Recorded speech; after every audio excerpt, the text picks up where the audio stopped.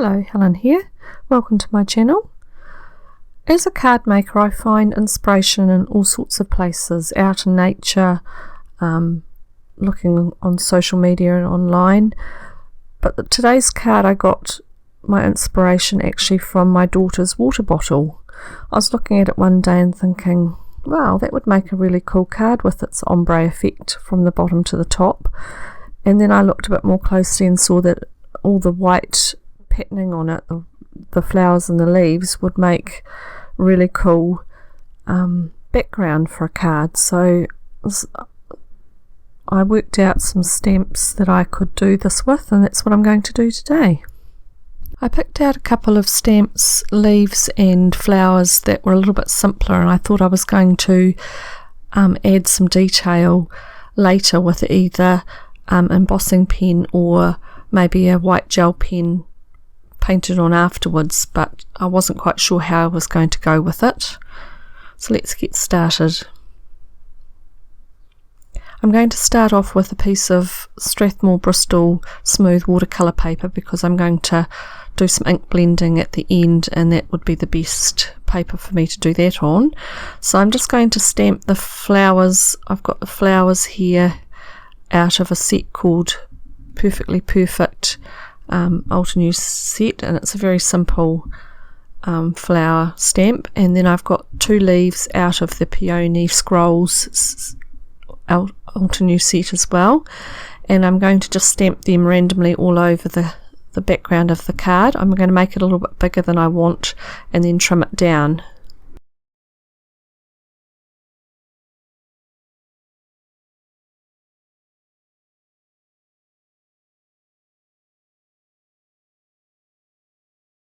I'm going to use Versafine sticky ink and Ranger white embossing powder. I'm going to just stamp the stamps randomly all over it, filling in as much of the spaces as I can, but I've got a backup plan for if I do have spaces if they don't necessarily fit well together. So I'm just going to randomly do some stamping starting from the bottom and working my way up, and I'm just going to keep I'll stamp a few of the stamps and then put the embossing powder on and leave that until I've got an area, and then I'll heat emboss it, and then I'll go back and do the next area and the next area, just because it's really hard to see the white on white until you've put the embossing powder on. And then I'm worried that I'm going to knock some of the areas while I'm doing the next part of the stamping if I don't heat emboss it. So I'm just going to work in stages. So I'll put some music on and you can watch me doing some of that. It's pretty repetitive, and so I won't show you all of it because it does go on for a wee while and it gets a little bit boring, but I will just show you parts of it and then I'll come back to you once that's done. Feel free to skip ahead and not watch this part of it if you don't want to, because it is going to be quite repetitive and you can't really see anything with it being white on white.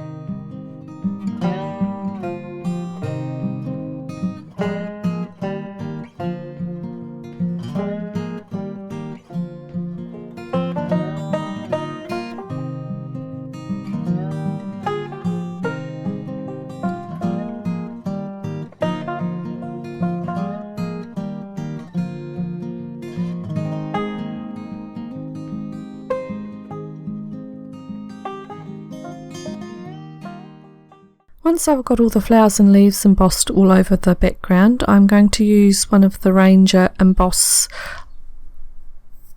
pens out of the set to just go in and fill in some of the gaps with just some little strokes and some little flowers that I'm making up with a centre dot and then 5 dots around the outside, just to make like a little daisy pattern, because that was actually one of the patterns that was in the background of the water bottle. So I'm just going to hand draw all those, and as I go I'll put the embossing powder on and heat emboss them, and then that will make a more filled look to the background, just like the water bottle had. Alternately, if you didn't have an embossing pen, what you could do is wait till you finish doing the ink blending, and then you could go over all the gaps with a white gel pen, especially with something like a jelly roll pen that came out very white, and just go around and put some flowers in little sort of strokes, they're like little bursts in the gaps, just to fill in those gaps and make it look more filled.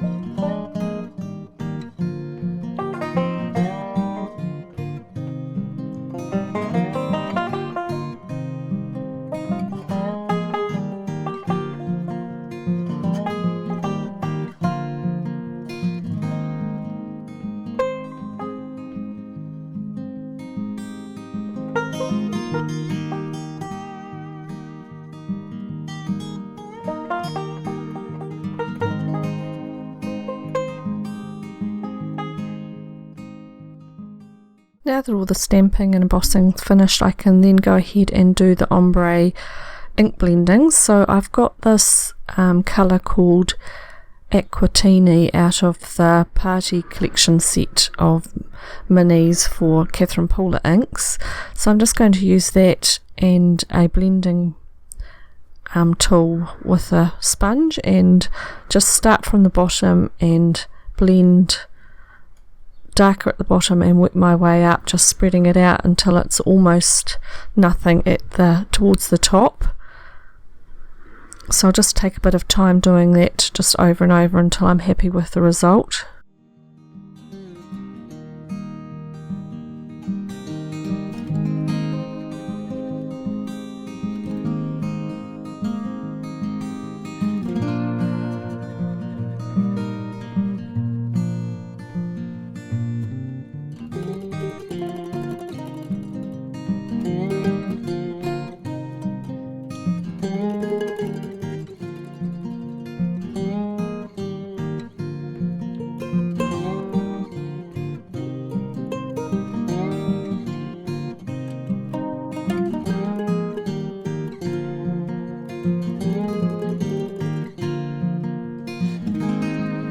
Once I've finished the ink blending, I'm just going to rub it over with a microfiber old cloth just to get any ink that might be sitting on the embossing.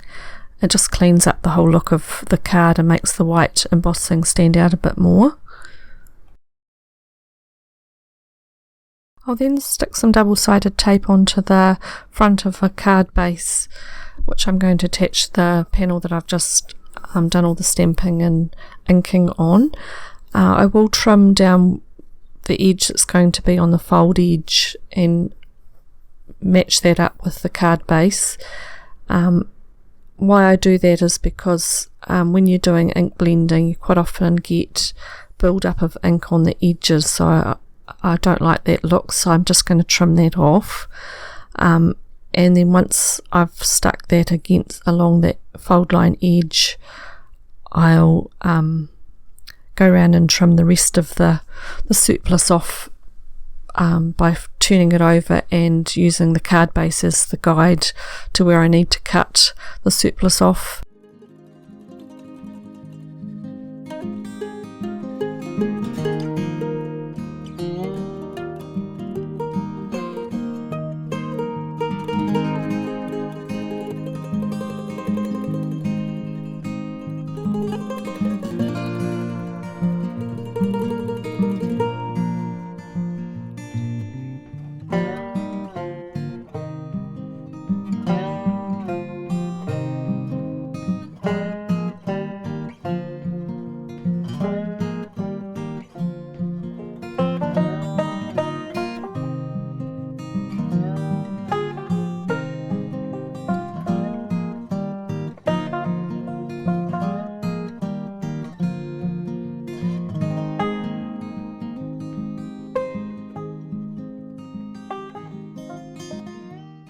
I'm going to keep the rest of the card quite simple, seeing the background's quite busy.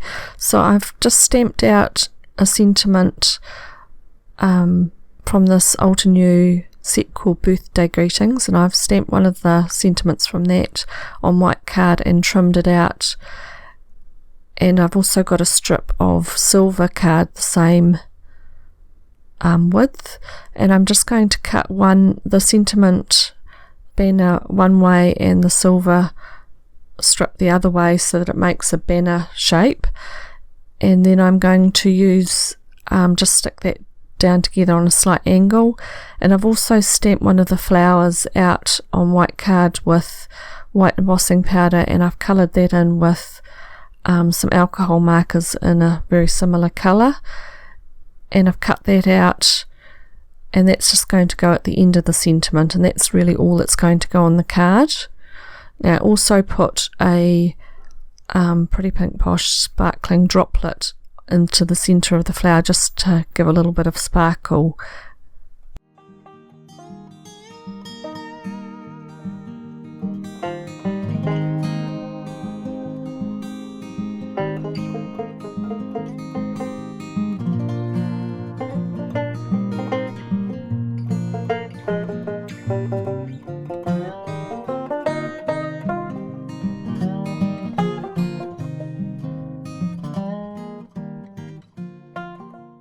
Now I did do a variation of this card, and you can certainly do this if you didn't want to stamp a whole background, as I just cut out a strip and did the stamping on that, and that's going to go as a panel down the front of the card.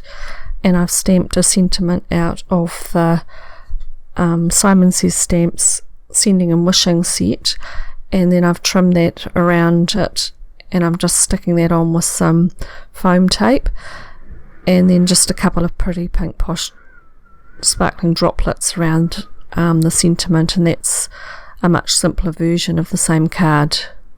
So either way you could do. Thank you for joining me today. I appreciate you spending your time with me. Just bear in mind that there's all sorts of ideas out there. You can get inspiration from all sorts of things. So I'll leave you looking at some photos of the close-ups, and I'll have a couple of ideas of videos at the end, and I'll see you next time. Bye for now.